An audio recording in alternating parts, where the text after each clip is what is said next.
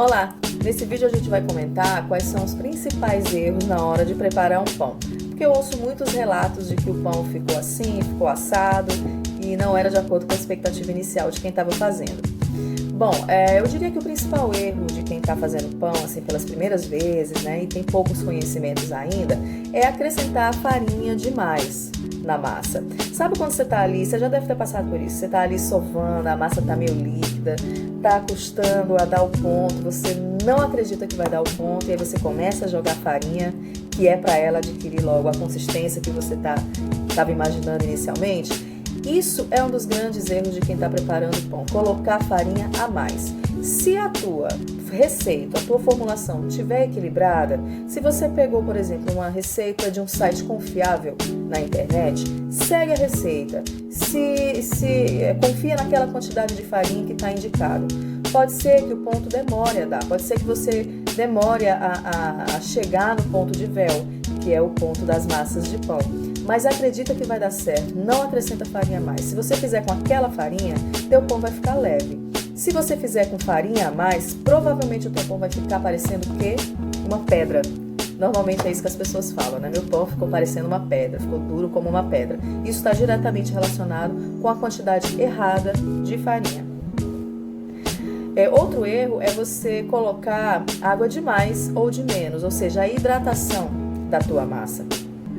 Se você coloca água além do que a farinha aguenta, você vai ter problemas na hora da fermentação. Provavelmente a tua farinha não vai aguentar o tempo de fermentação e o teu pão vai murchar lá dentro do forno. Ou ele pode ficar com um miolo com um aspecto desinteressante, desagradável. Se por outro lado você coloca farinha de menos, ele também vai ter dificuldade, a tua massa vai ter dificuldade de formar a rede de glúten, porque a rede de glúten, para acontecer, é uma reação química, né? Ela precisa de água. Se você está com água a menos, você vai ter dificuldade de formar essa rede de glúten. E a tendência é que tanto o pão não cresça, como poderia crescer, como na hora de assar ele rache. E se ele rachar, pode acontecer dele dar uma murchada também, porque escapou muito gás.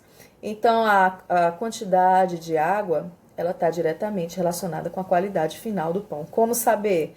Aí você tem que ir adquirindo um pouco mais de experiência, é bom estudar. Ou se você já quer partir logo para fazer um pão, procure sites com receitas confiáveis. Outro erro comum é o tempo de fermentação, né?